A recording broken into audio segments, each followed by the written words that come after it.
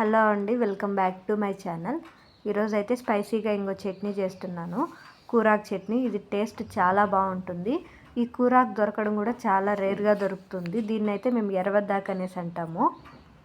దీన్ని తీసుకునేసి ఒక గిన్నెలోకి వేసేసుకుని క్లీన్గా కడిగేసుకోవాలి. ఇలా బాగా కడిగేసుకున్న తర్వాత ఇంకొక పెనం తీసుకునేసి కావలసినంత ఆయిల్ వేసుకోవాలి. ఆయిల్ కొద్దిగా హీట్ అయిన తర్వాత కొద్దిగా జీలకర్ర, అలాగే వెల్లుల్లి, పచ్చిమిరపకాయలు కొద్దిగా ఫ్రై అయిన తర్వాత అందులోకి కట్ చేసి పెట్టుకున్న ఎర్రగడ్డలు కూడా వేసుకోవాలి. ఎర్రగడ్డలు వేసుకుని ఒక 70% బాగా ఫ్రై చేసుకుంటే సరిపోతుంది. ఇలా కొద్దిగా ఫ్రై అయిన తర్వాత ఇందులోకి కట్ చేసి పెట్టుకున్న టమోటా వేసుకోవాలి. ఇక్కడ టమోటాని చిన్న చిన్న ముక్కలుగా కట్ చేసి వేసుకుంటున్నాను.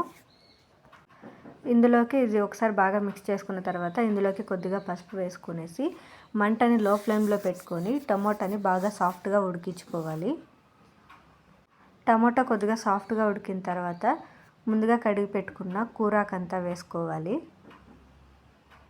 కూరాకు వేసుకొని మంటని హై ఫ్లేమ్లో పెట్టుకొని కూరాకులో నీరంతా ఇమిడిపోయేంత వరకు కలుపుకుంటూ బాగా ఫ్రై చేసుకోవాలి.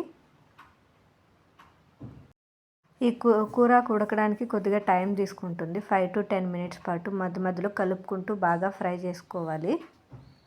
ఒక 3 to 4 minutes హై ఫ్లేమ్లో ఫ్రై చేసుకున్న తర్వాత మంటను లో ఫ్లేమ్లో పెట్టుకొని ఇంకో 5 minutes పాటు ఫ్రై చేసుకొని ఇలా ఆయిల్ రిలీజ్ అయ్యేంత వరకు బాగా కలుపుకుంటూ ఫ్రై చేసుకోవాలి. బాగా ఫ్రై అయిన తర్వాత స్టవ్ ఆఫ్ చేసి చల్లారబెట్టుకోవాలి. ఇంకొక ప్యాన్ తీసుకొని కొద్దిగా పల్లీలు వేసుకొని పల్లీలని బాగా ఫ్రై చేసుకోవాలి. పల్లీలు కలర్ చేంజ్ అయ్యేంత వరకు కలుపుకుంటూ ఫ్రై చేసుకొని ఇది కూడా చల్లారబెట్టుకోవాలి. ఇంకొక మిక్సీ జార్ తీసుకొని ముందుగా వేయించి పెట్టుకున్న పల్లీలు వేసుకోవాలి. ఇందులోకి వేయించి పెట్టుకున్న పచ్చిమిరపకాయలు మాత్రం వేసుకోవాలి. పచ్చిమిరపకాయలు వేసుకున్న తర్వాత ఇందులోకి కొద్దిగా నీళ్లు వేసుకొని బాగా మెత్తగా పేస్ట్గా చేసుకోవాలి. ఇప్పుడు మనం వేయించి పెట్టుకున్న కూరాకు అంతా వేసుకోవాలి. కూరాకు టమోటా అంతా వేయించి పెట్టుకున్నది వేసుకోవాలి.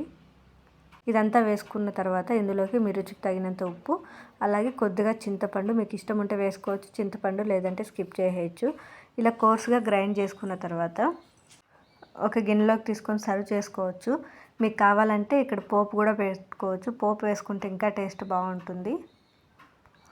దీనికోసము ఇంకొక ప్యాన్ తీసుకొని కొద్దిగా ఆయిల్ వేసుకొని ఆయిల్ వేడైన తర్వాత ఆవాలు వేసుకొని ఆవాలు చిటపట్లాడిన తర్వాత సన్నగా కట్ చేసి పెట్టుకున్న ఎర్రగడ్డలు, కొద్దిగా జీలకర్ర, కరివేపాకు, అలాగే ఎండుమిరపకాయలు వేసుకొని అవి కొద్దిగా ఫ్రై అయిన తర్వాత స్టవ్ ఆఫ్ చేసేసుకోవాలి. స్టవ్ ఆఫ్ చేసేసుకొని ముందుగా మిక్సీ పట్టుకున్న చట్నీ అంతా వేసేసుకొని ఒకసారి బాగా మిక్స్ చేసుకొని కొద్దిగా నెయ్యి వేసుకొని తింటే టేస్ట్ చాలా బాగుంటుంది. నా వీడియోస్ నచ్చినట్టయితే లైక్ చేయండి, షేర్ చేయండి, సబ్స్క్రైబ్ చేసుకోవడం మర్చిపోకండి.